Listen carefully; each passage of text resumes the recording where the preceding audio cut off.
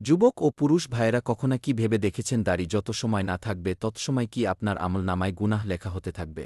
আশা করি উত্তরটি গুরুত্ব সহকারে দেখবেন। দাড়ি না রাখার গুনাহ কেমনভাবে গণ্য হবে? 1. দাড়ি রাখা ওয়াজিব বা অন্তত জোরালো সুন্নতে মুয়াক্কাদা। তাই কেউ ইচ্ছাকৃতভাবে দাড়ি কেটে ফেলে বা রাখে না। সে একটি ওয়াজিব কাজ ছেড়ে দিচ্ছে। যতদিন সে এ অবস্থায় থাকবে ততদিন গুনাহে লিপ্ত বলে গণ্য হবে। 2. এককালীন নাকি চলমান গুনাহ? আলেমরা বলেন যে আমল ওয়াজিব কিন্তু তা ছেড়ে দেওয়া হয়।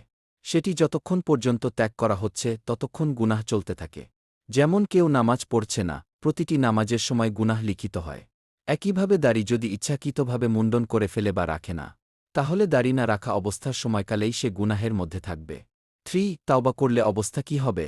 যদি পরে সে তাওবা করে এবং দাড়ি রাখা শুরু করে, তাহলে অতীতের গুনাহ আল্লাহ চাইলে মাফ করে দিবেন। কারণ আল্লাহ বলেন, তোমরা যদি আন্তরিকভাবে তাওবা কর, তবে আল্লাহ তোমাদের গুনাহ মাফ করে দেবেন। সূরা তহরিম 66 8